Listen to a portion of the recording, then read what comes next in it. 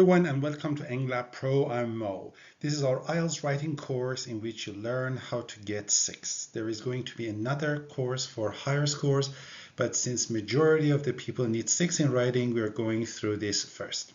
In this first video, I'm going to talk about what IELTS 6 is, and what we mean by 6 in IELTS, and what you need to do to get that. In the next videos, we'll be talking about how you should do the actual writing. Let's start. First, let's talk about the level of English that you need in order to get 6. Well, you need to be at B2 level of English to be able to get this. But what does B2 mean?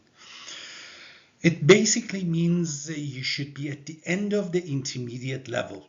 This means that you can get an overall score of 6.5, for which you need to get 6.5 in 2 of the modules and 6 in the 2 other modules. Let me give you an example. Let's take a look at this chart. It means that if you get 6.5 in listening and 6.5 in speaking and 6 in writing and reading, your overall score will be 6.5. I mean that the total sum of these numbers should be 25. Again, 6.5, 6.5, 5.5, and 6.5 would give you 6.5. Or 3 6.5 and 1 6 would give you 6.5. But the next one, if you get 6.5 in listening and 6 in the other 3 modules, you will be 6 because the total sum of these numbers will be 24.5.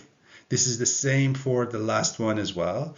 This is very, very important that you have at least 2 6.5 and 2 6 to get 6.5. And remember, the second one is not a very good score because some of the universities want the overall score of 6.5 with a minimum of 6 in all the modules. But here there are 3 6.5 and 1 5.5. So this will not be useful for those universities. They will not give you admission. So the best case is the first one or the third one to get 6.5.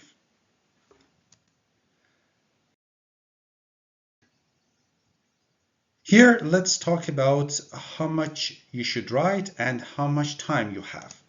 Well, basically in IELTS writing, we have 2 tasks. Task 1 has 20 minutes, and then you should write at least 150 words. It is the minimum number. It says at least, there is no maximum, but I do not recommend writing too long because you wouldn't have time to reread that and proofread it. I mean, read it and check it, see if you have made any mistakes or not.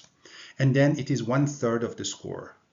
But task 2 has 40 minutes and you should at least write 250 words and it is 2/3 of the score. So as you can see here, task 2 is more important for us.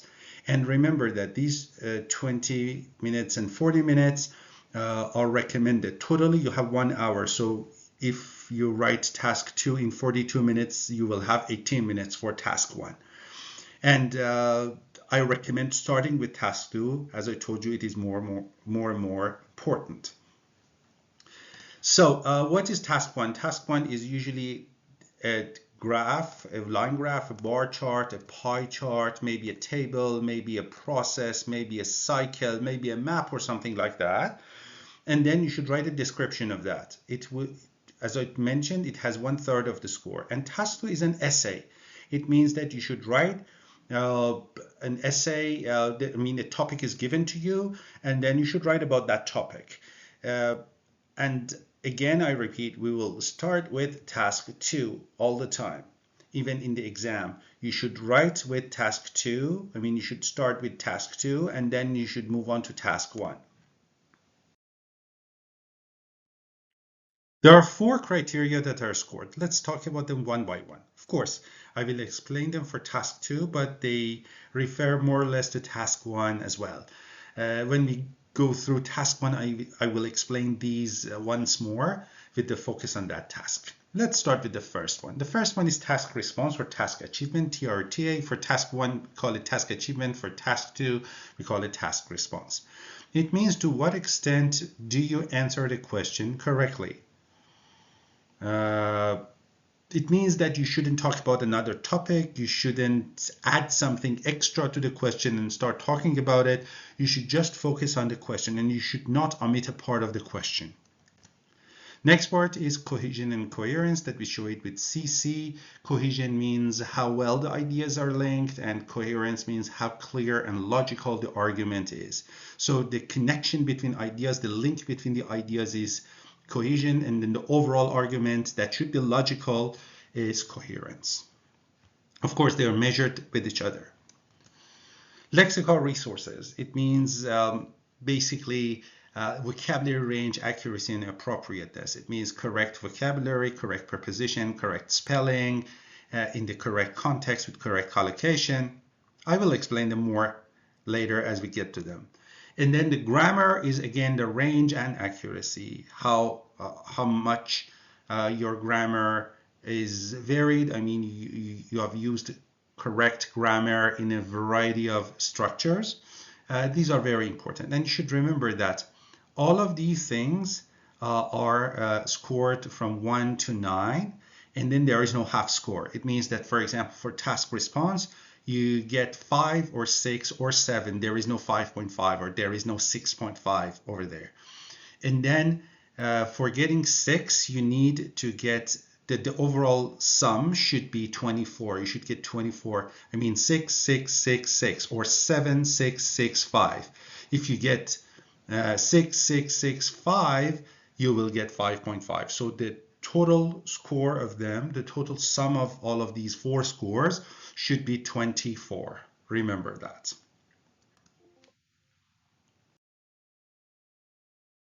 Let's talk a little bit about them more for the score 6 in IELTS. Well, these are the things that you should care about. Well, task response for 6 means that all parts of the questions are covered, but not fully. It means that you should not omit any part of the question. You should talk about all parts of the question, but you do not need to explain too much or so much about each one of them. Just generally, you have to address them. And then your position should be mentioned there. You have to have a relevant position. It means if the question is agree or disagree, you should either agree, disagree, or say in what conditions you agree or in what conditions you disagree. It means your position should be stated there. For cohesion and coherence, the first thing that is important is that information and ideas are coherent. It means they are well connected to each other. There is overall progression. It means that you do not jump from one topic to another without signaling that, or suddenly you shouldn't do that. And paragraphing is almost logical. It means there is a logical way of paragraphing. Paragraphs are clear. And connectors are used. Connectors, or some people call them cohesive devices or conjunctions, are the words that are necessary to be used here. Of course, sometimes some people might overuse them or underuse them, but they are used quite effectively here. Then we go to lexical resources. It means vocabulary. General words are normally used. There is an attempt to use less common vocabulary, but normally with errors. And there are errors of spelling and word formation, but they do not block communication. So it means that generally you need to use general words correctly. When you try to use less common vocabulary, they might have some problems, no problem.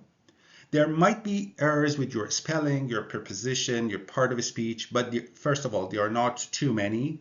And second, they do not block communication. It means the reader does not get confused. And the last one is grammar.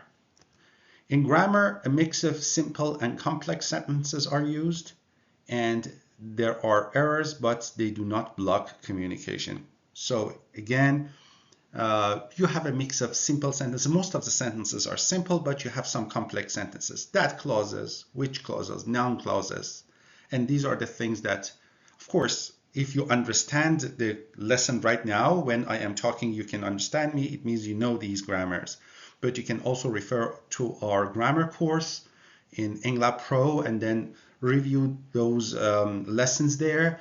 And then that is enough for 6 in IELTS. And remember that there are errors, no problem. Of course, there are not too many, There are occasional errors in your writing, but these errors do not block communication.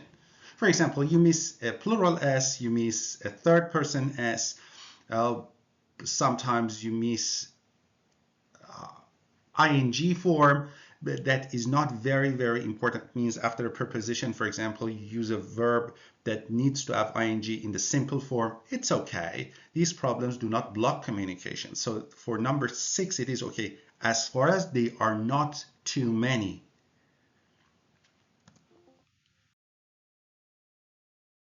So let me summarize what I just told you.